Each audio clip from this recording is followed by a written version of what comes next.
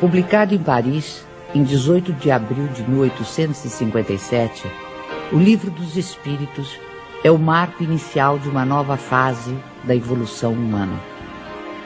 O Espiritismo baseia-se na solidez deste livro, na credibilidade e sabedoria de suas fontes espirituais, na pureza de sua moral evangélica, nos meios de transmissão mediúnica e na coerência de suas revelações.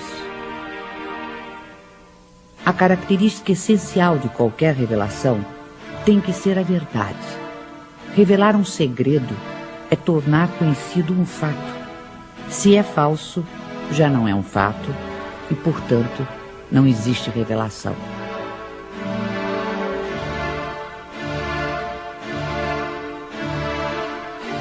Todas as ciências que nos fazem conhecer os mistérios da natureza são revelações, e pode dizer-se que há para a humanidade uma revelação incessante. A astronomia revelou o mundo dos astros, que não conhecíamos. A geologia revelou a formação da Terra. A química revelou a lei das afinidades entre as substâncias. A fisiologia revelou as funções do organismo.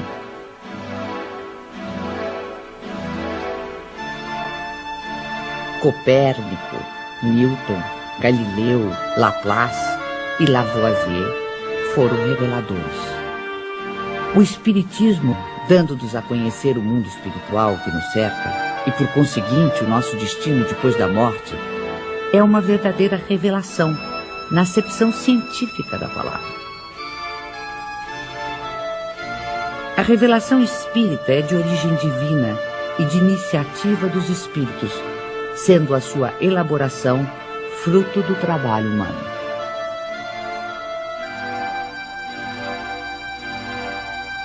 Obedecendo a uma sequência histórica, a primeira revelação divina teve sua personificação em Moisés, a segunda no Cristo.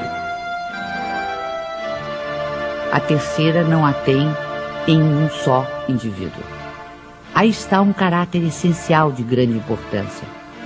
A revelação espírita, ou terceira revelação, é coletiva no sentido de não ter sido dada como privilégio a pessoa alguma.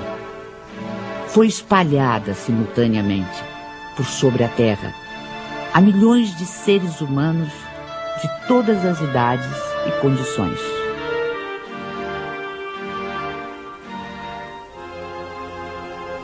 As revelações de Moisés e de Cristo, sendo resultado do ensino pessoal, apareceram num só ponto em torno do qual a ideia se propagou pouco a pouco.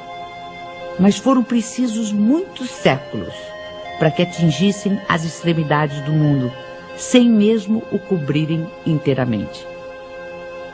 A revelação espírita, não estando personificada em um só indivíduo, surgiu simultaneamente em milhares de pontos diferentes, que se tornaram centros ou focos de irradiação.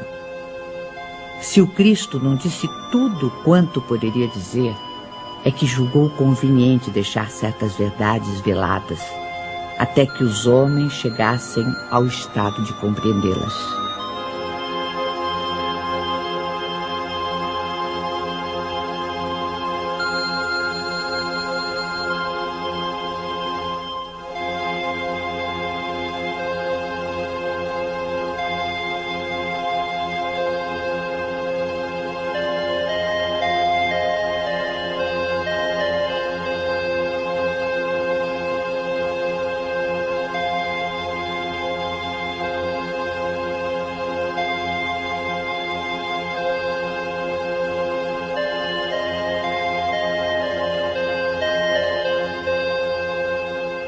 Mas quem toma a liberdade de interpretar as escrituras sagradas? Quem tem esse direito?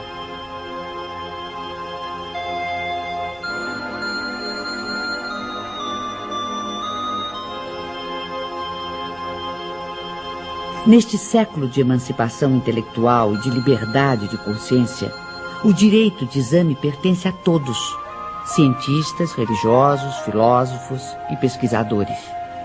Os homens, cada vez mais esclarecidos, à medida que novos fatos e novas leis se forem revelando, saberão separar da realidade os sistemas utópicos.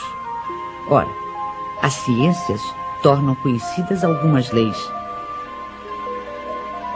O Espiritismo revela outras.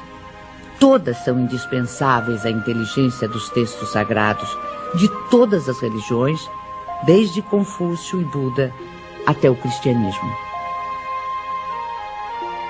Um último caráter da revelação espírita é que, apoiando-se em fatos, tem que ser, e não pode deixar de ser, essencialmente progressiva, como todas as ciências de observação.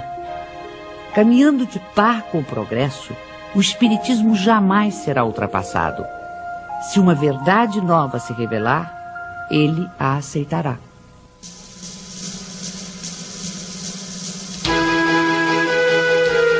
Hoje, mais de 100 anos depois da publicação de O Livro dos Espíritos, nenhum dos princípios fundamentais do Espiritismo foi abalado.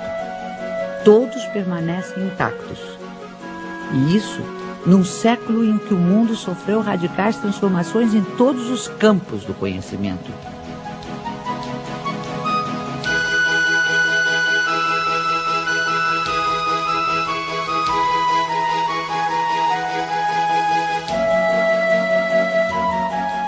O que se pode observar é que o desenvolvimento da ciência se processa justamente na direção dos princípios espíritas. O exemplo mais recente está nos jornais. Depois do átomo e de todas as suas subdivisões, os cientistas acabam de dar mais um passo no estudo do microcosmo.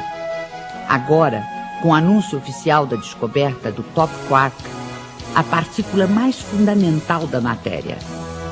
Esta conquista científica, que ajudará a entender planetas, estrelas, galáxias e a própria vida, vem confirmar ensinamentos que já nos haviam sido antecipados pelo capítulo 2º do Livro dos Espíritos, sobre os elementos gerais do universo e as propriedades da matéria.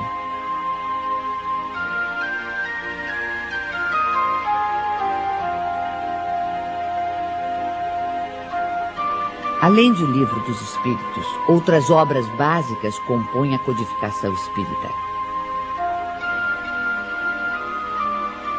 O Livro dos Médiuns, o Evangelho segundo o Espiritismo, o Céu e o Inferno e a Gênese desenvolvem, aprofundam e consolidam os princípios do Espiritismo. Todos esses princípios, que resultam dos ensinamentos dos Espíritos, foram sistematizados e codificados por Allan Kardec. Hippolyte Léon Denisard Rival, que mais tarde viria a adotar o pseudônimo de Allan Kardec, nasceu na cidade de Lyon, na França, no dia 3 de outubro de 1804. Com a idade de 10 anos, seus pais o enviaram para estudar em Yverdon, na Suíça, onde se localizavam um dos institutos de ensino mais famosos e respeitados em toda a Europa. Fundado pelo educador suíço Johann Pestalozzi, o instituto era uma espécie de escola modelo, admirada pela aristocracia, altas personalidades políticas, científicas, literárias e filantrópicas. Depois de haver concluído seus estudos em Yverdon, Rival tornou-se conceituado mestre, não só em letras, como em ciências. Distinguindo-se também como notável pedagogo, publicou diversos livros didáticos e contribuiu com planos e métodos para a reforma do ensino francês. Esta longa experiência pedagógica habilitou o professor Rival para outra tarefa, a codificação do Espiritismo. Aos 65 anos incompletos, vitimado por um aneurisma, Allan Kardec faleceu em sua casa enquanto trabalhava. 31 de março de 1848. Em Hydesville, dos Estados Unidos da América, manifestações de forças inteligentes intervindo no plano físico assinalam o surgimento do espiritismo através da fenomenologia mediúnica. A seriedade desses acontecimentos teve imensa repercussão até mesmo na Europa. Os fenômenos ocorreram numa tosca cabana, residência da família Fox, adeptos da Igreja Metodista. No primeiro diálogo registrado entre as irmãs Fox e o espírito de um mascate de nome Charles Rosbach, usaram-se letras do alfabeto para a formação de palavras, mediante convenção de que a cada letra corresponderia a determinado número de pancadas. Estava, portanto, descoberto o processo adotado para as comunicações entre os dois mundos. Pode-se dizer que o fenômeno das mesas girantes, que se seguiu aos acontecimentos de Hydesville, preparou o advento do espiritismo, despertando o interesse dos homens de ciência, dentre eles o professor Ribard ou Allan Kardec.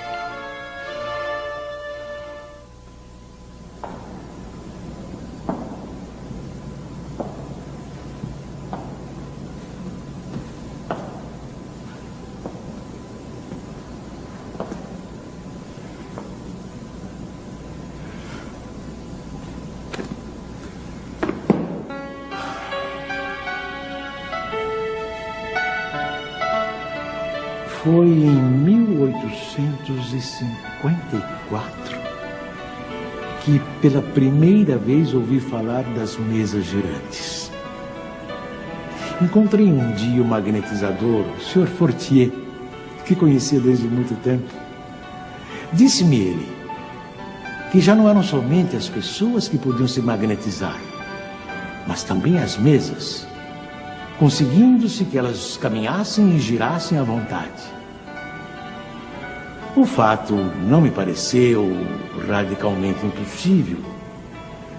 O fluido magnético, que é uma espécie de eletricidade, pode perfeitamente atuar sobre corpos inertes e fazer que eles se movam.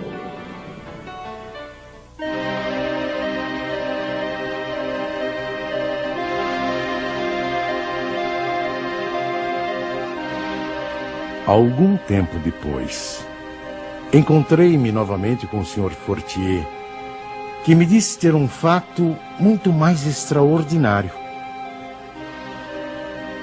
A mesa não só se movia, como também falava. Interrogada, ela respondia através de sinais.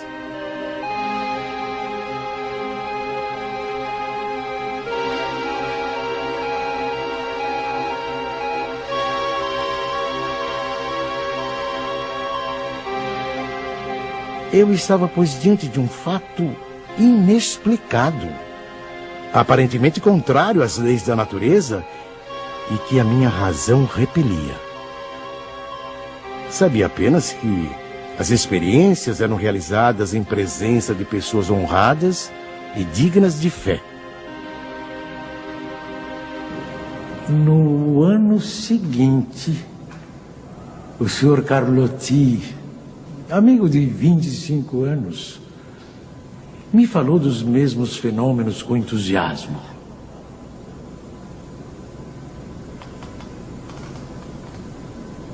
Foi ele o primeiro a me mencionar a intervenção dos espíritos.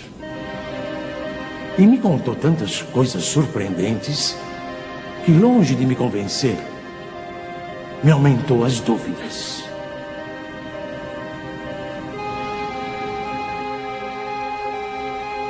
Tempos depois, fui convidado a assistir às experiências que se realizavam em casa da senhora Pleine-Maison. Aceitei imediatamente.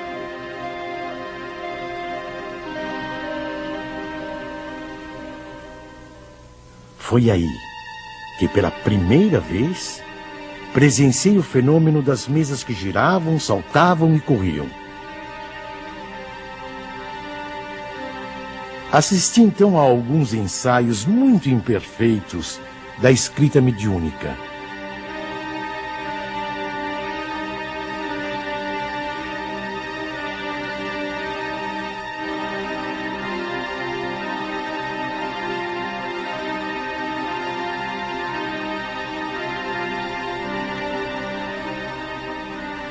sem dúvida, havia ali um fato que necessariamente decorria de uma causa.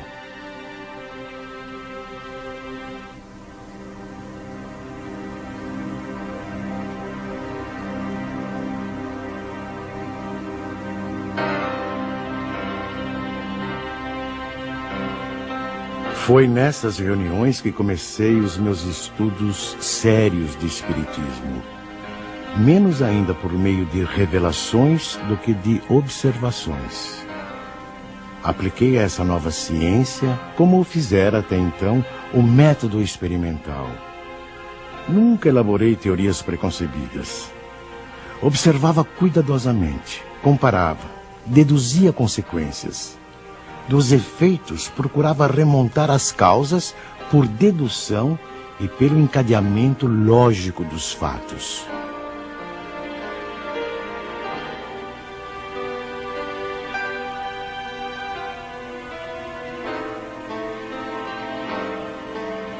Um dos primeiros resultados que colhi das minhas observações foi que os espíritos, nada mais sendo do que a alma dos homens, não possuíam nem a plena sabedoria, nem a ciência integral. O saber de que dispunham se limitava ao grau que haviam alcançado de adiantamento.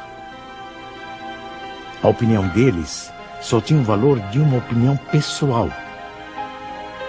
Esta constatação me preservou de acreditar na infalibilidade dos espíritos e me impediu de formular teorias prematuras, tendo por base o que fora dito por alguns deles.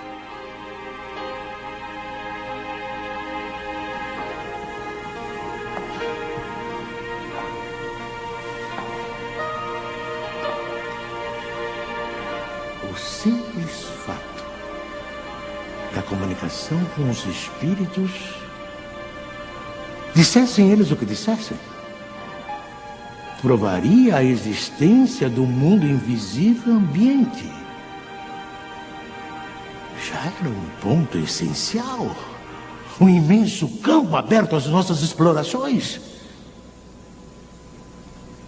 O segundo ponto, não menos importante, é que aquela comunicação permitia que se conhecesse o estado desse mundo, seus costumes. Se assim podemos nos exprimir. No ano seguinte, em 1856, passei a frequentar também as reuniões espíritas que se celebravam em casa do Sr. Rustam. Eram sérias essas reuniões e se realizavam com ordem. As perguntas fúteis haviam perdido todo atrativo para a maioria das pessoas. Quanto a mim, ia obtendo a resolução dos problemas que me interessavam, do ponto de vista da filosofia, da psicologia e da natureza do mundo invisível. Levava para cada sessão uma série de questões preparadas e metodicamente dispostas. Pouco a pouco, as sessões iam assumindo caráter muito diverso. Entre os assistentes contavam-se físicos, matemáticos, estudiosos e cientistas das mais diferentes áreas do conhecimento humano. Todos formulando perguntas, aprofundando temas e questões.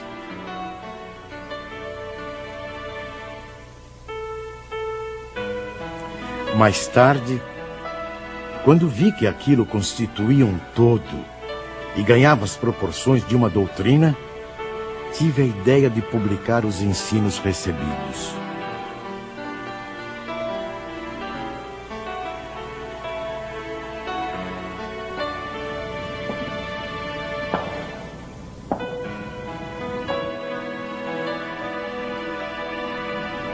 O meu trabalho, em grande parte, já estava concluído e tinha as proporções de um livro. Mas eu fazia questão de submetê-lo ao exame de outros espíritos, com auxílio de diferentes médiuns. Mais de 10 médiuns participaram do trabalho. Da comparação e da fusão de todas as respostas coordenadas, classificadas, e muitas vezes retocadas no silêncio da meditação, foi que eu organizei a primeira edição de O Livro dos Espíritos.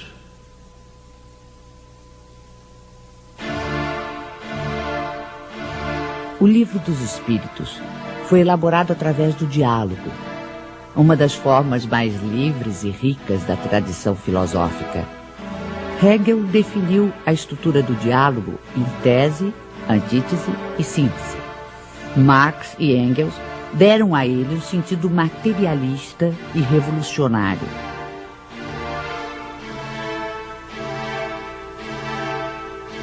Em vez de enfatizar as contradições, os conflitos e as lutas dos opostos, a dialética espírita prefere a compreensão, a união dos contrários, o entendimento que conduz ao progresso. Pela primeira vez surge uma comunicação como esta. O mundo do desconhecido se vai revelando ao ser humano, que passa a poder avaliar, de modo objetivo e racional, o sentido maior de sua existência terrena, a importância do cumprimento das responsabilidades assumidas, a finalidade do aprendizado individual e coletivo para o aperfeiçoamento de todos e de cada um, sem exceção.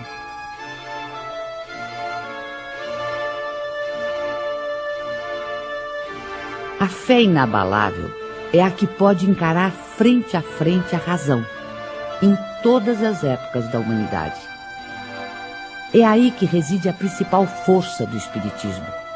Força que não fica apenas circunscrita ao plano filosófico, mas que também se estende aos planos científico e religioso. Científico, porque o Espiritismo é uma ciência que demonstra experimentalmente a existência da alma e sua imortalidade. O diálogo ou intercâmbio mediúnico entre o mundo espiritual e o mundo corporal vem abrir uma nova era nos estudos espirituais.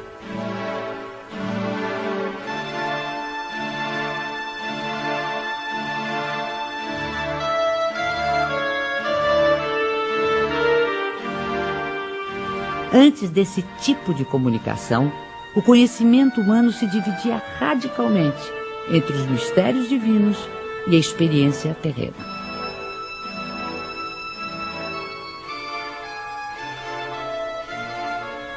A dialética espírita modifica essa ordem de coisas, mostrando a possibilidade de tratarmos os temas espirituais através da mesma razão que aplicamos às questões materiais. Assim, o Livro dos Espíritos se apresenta como um marco definitivo. Antes dele, tínhamos o espiritualismo utópico. Com ele, e depois dele, dentro dos ensinamentos da doutrina, temos o espiritualismo científico.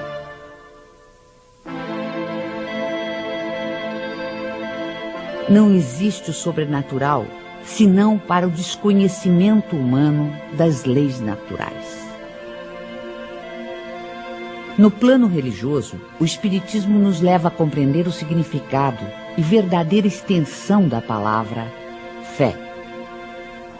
O Espiritismo não tem cultos instituídos, nem igrejas, nem imagens, nem rituais, nem dogmas, nem mesmo hierarquia sacerdotal ou sacerdócio. Através dos ensinamentos espíritas, pode-se fazer uma diferença entre religião propriamente dita e religiões no sentido de seitas humanas.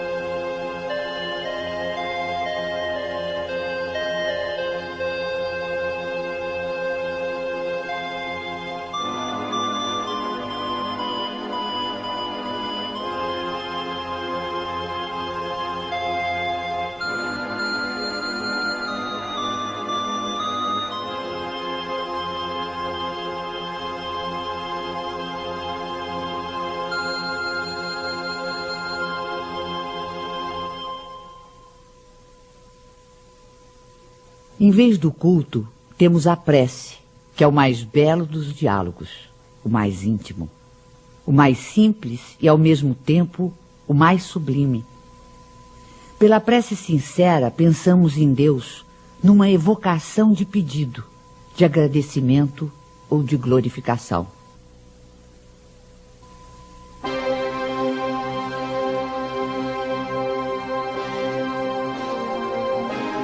A história da ideia de Deus mostra-nos que ela sempre foi relativa ao grau de intelectualidade dos povos e de seus legisladores.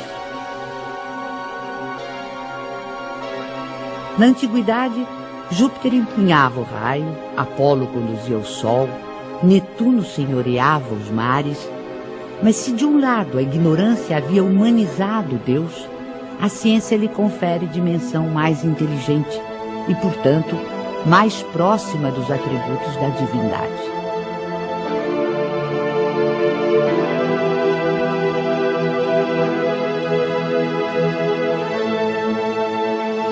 Racionalmente não é possível admitir um efeito sem causa. Olhando o universo imenso, a ordem e harmonia a que obedece a marcha dos mundos inumeráveis, olhando ainda os seres da natureza, o reino vegetal e os minerais, com suas admiráveis variedades,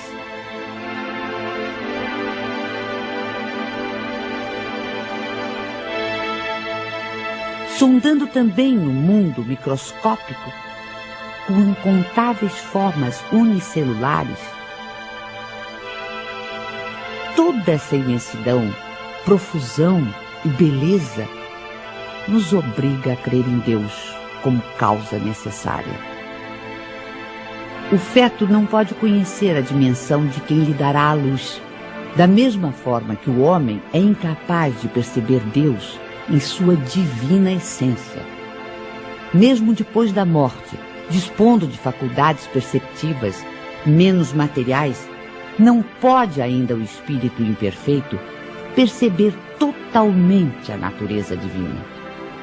Como recém-nascido, precisará crescer e evoluir para, aos poucos, adquirir entendimento.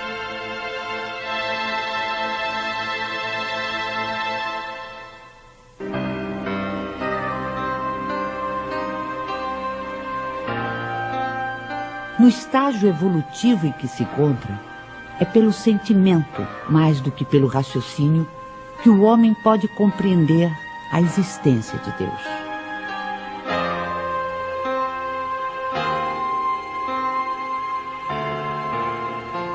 Allan Kardec colocou logo no início do Livro dos Espíritos um capítulo que trata exclusivamente de Deus. Com isso pretendeu significar que o Espiritismo tem na existência de Deus o seu princípio maior.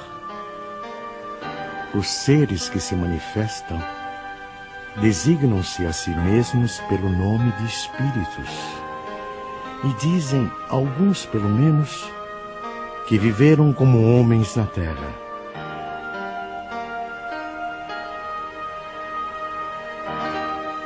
Os principais ensinamentos que eles nos transmitiram. Deus é eterno, imaterial, imutável, único, todo-poderoso, soberanamente justo e bom.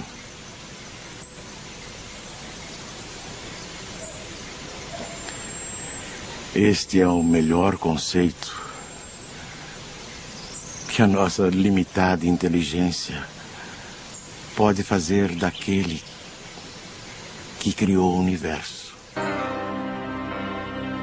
O universo compreende todos os seres animados e inanimados, materiais e imateriais.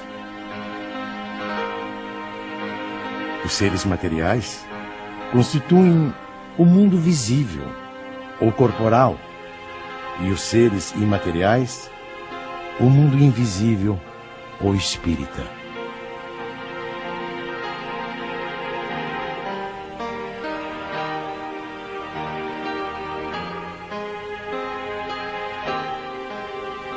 O mundo espírita é o mundo normal, primeiro, eterno. O mundo corporal é secundário. Poderia deixar de existir ou nunca ter existido, sem alterar a essência do mundo espírita.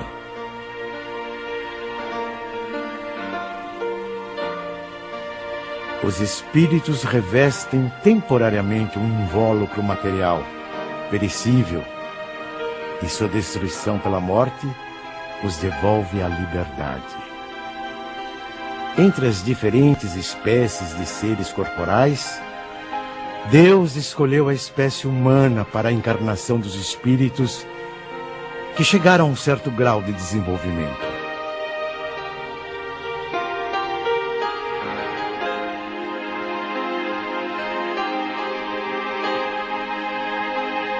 A alma é um espírito que encarnou e, portanto, um ser imaterial e individual que reside em nosso corpo e a ele sobrevive. Antes de se unir ao corpo, a alma é um dos seres inteligentes que povoam o mundo invisível. Ao revestir temporariamente um invólucro carnal, a alma adquire as condições materiais para se purificar e se esclarecer. A união da alma com o corpo começa na concepção, mas só se completa com o nascimento. O homem tem assim duas naturezas. Pelo corpo, participa da natureza dos animais, dos quais possui os instintos e o mesmo princípio vital.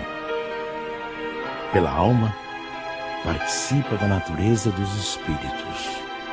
O perispírito é uma espécie de laço semimaterial que une corpo e espírito. É preciso que seja assim, para que os dois possam se comunicar um com o outro. A morte é a destruição da parte mais grosseira.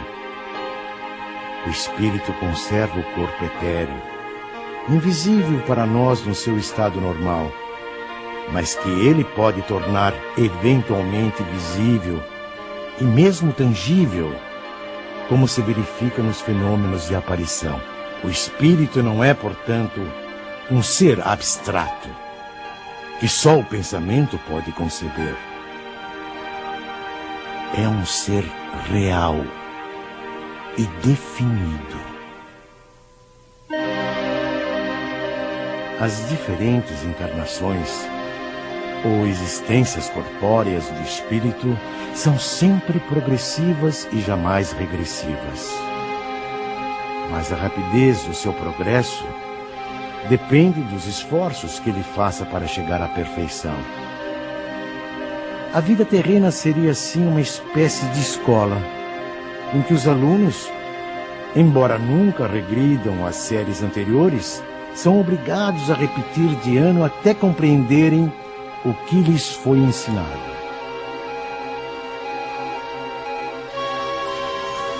Sem as sucessivas provas das vidas corporais, não haveria justiça.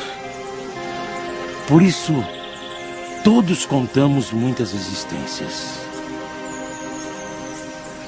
O principal objetivo da reencarnação reside no melhoramento progressivo da humanidade.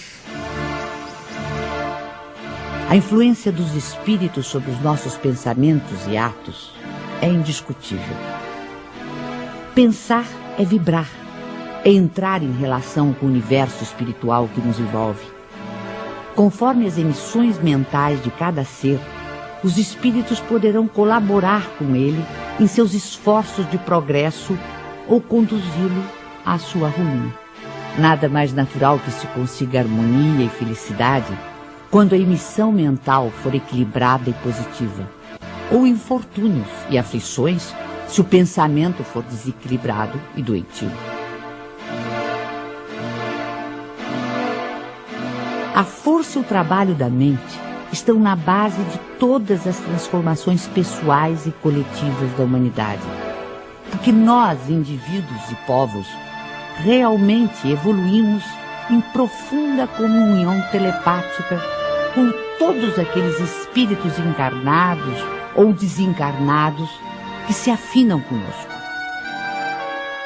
A sobrevivência da alma e a possibilidade dos espíritos se comunicarem está amplamente demonstrada pelos fatos espíritas, investigados com todo o rigor científico por numerosos e eminentes sábios e investigadores do século passado e deste século. A proibição mosaica de evocar os mortos já não se justifica em nossos dias. O intercâmbio espiritual ou mediúnico, praticado pelo espiritismo, se faz pelo predomínio da razão e da ciência e tem como principal finalidade a elevação espiritual e o aperfeiçoamento dos espíritos encarnados e desencarnados com base nos sentimentos de solidariedade e de fraternidade.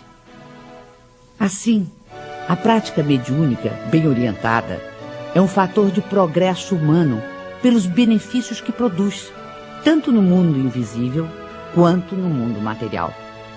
Repelir as comunicações dos espíritos é repudiar o meio mais poderoso de instruir-se pela iniciação nos conhecimentos da vida futura. Todo aquele que sente, num grau qualquer, a influência dos espíritos é, por esse fato, médium.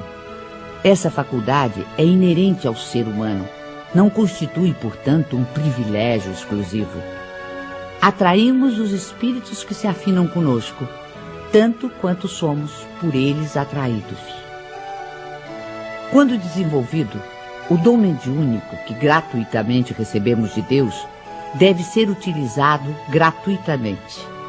O médium de elevados princípios morais, que encontra na vivência evangélica a sua conduta de vida, cumpre o exercício da mediunidade com trabalho e paciência, e a ele se dedica exclusivamente por amor. Geralmente, os médiuns têm uma aptidão especial para diferentes fenômenos. Os tipos de mediunidade são tão variados quantas são as espécies de manifestações. A escrita manual é o mais simples e o mais completo meio de comunicação. É por este meio que os espíritos revelam melhor sua natureza e o grau do seu aperfeiçoamento ou de sua inferioridade.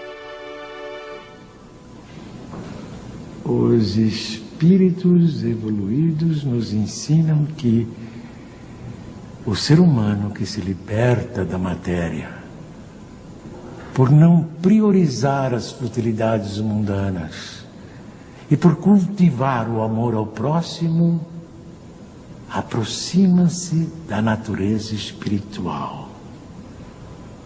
A moral dos espíritos superiores se resume como a do Cristo nesta máxima evangélica: fazer aos outros o que queríamos que os outros nos fizessem. Isto é, fazer o bem e não o mal. Neste princípio encontramos uma regra universal de proceder, mesmo para as nossas menores ações. Cada um de nós deve tornar-se útil, segundo as faculdades e os meios que Deus nos colocou nas mãos para nos provar. Eles nos ensinam também que não há faltas ou erros irreparáveis. O ser humano encontra o meio necessário nas diferentes existências para avançar segundo o seu desejo e os seus esforços em direção à perfeição, que é o seu objetivo final.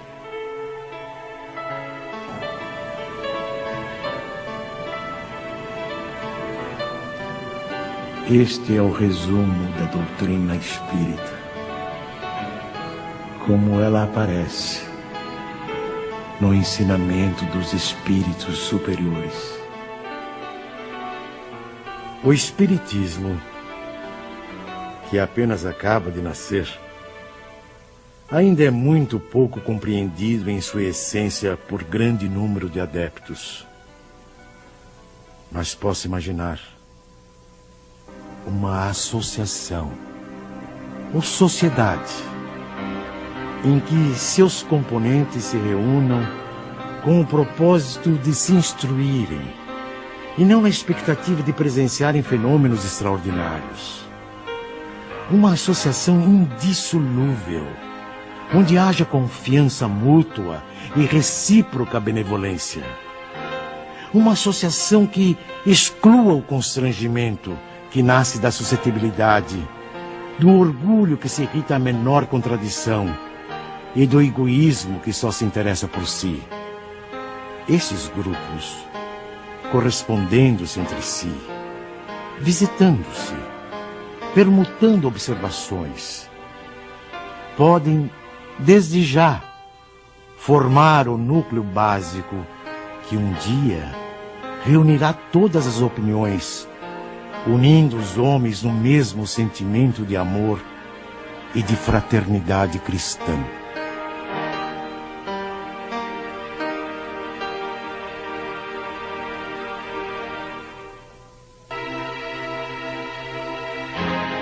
Assim, embora tenha previsto a possibilidade de as reuniões espíritas atraírem número bastante elevado de participantes, Kardec aconselha que estas reuniões se multipliquem, de preferência através da constituição de grupos menores. Espalhados por todo o mundo, os centros espíritas constituem-se em abençoadas escolas. São centros de estudo, de fraternidade, de oração e de trabalho. Pelo volume de obras que realizam, tornaram-se também verdadeiras instituições sociais e assistenciais, que têm sempre presente o espírito do núcleo básico de que nos fala Kardec. Núcleo de amor, onde o aperfeiçoamento individual é prioritário, porque leva naturalmente ao aperfeiçoamento do grupo social e da humanidade. Nosso sistema planetário não ocupa senão um ponto ínfimo do universo, situado quase no final da Via Láctea, uma galáxia onde existem aproximadamente 40 bilhões de estrelas, algumas tão grandes que uma só toma espaço igual ao ocupado pelo nosso Sol e quase todos os planetas em sua órbita. Uma das galáxias mais próximas, a nebulosa de Andrômeda, dista do nosso sistema solar cerca de 680 mil anos-luz. Ora, se o universo tem tais dimensões e se o número de planetas existentes conta-se pela ordem de trilhões ou mais, seria ingenuidade supor que apenas a Terra seja habitada por seres racionais. Segundo o Espiritismo, nos mundos que gravitam no espaço infinito, outras humanidades, em vários graus de adiantamento, encontram habitação adequada ao seu avanço.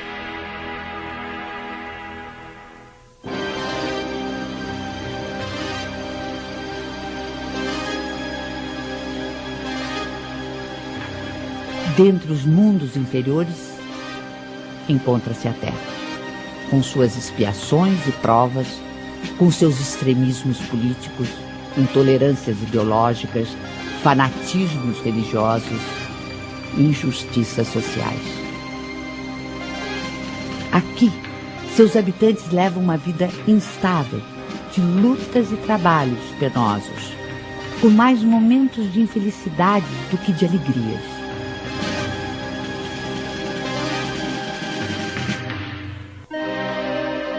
A época atual é de transição, época em que convivem os espíritos de vários níveis de adiantamento. Assistimos à partida de uns e a chegada de outros. A evolução é contínua. Em cada criança que nascer, em vez de um espírito atrasado e inclinado ao mal, que antes nela encarnaria, virá um espírito mais adiantado e propenso ao bem.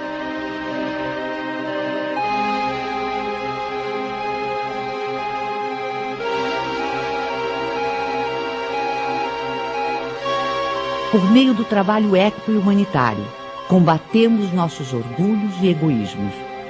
Por meio do diálogo, superamos nossas diferenças. Por meio da solidariedade, pomos em prática o ensino do Cristo de amor ao próximo.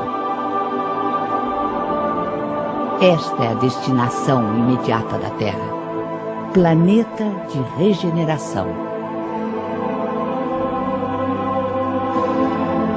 Continuando no seu progresso ininterrupto, a Terra e sua humanidade ascenderão a planos cada vez mais altos, até a perfeição a que todos os mundos e seres estão predestinados.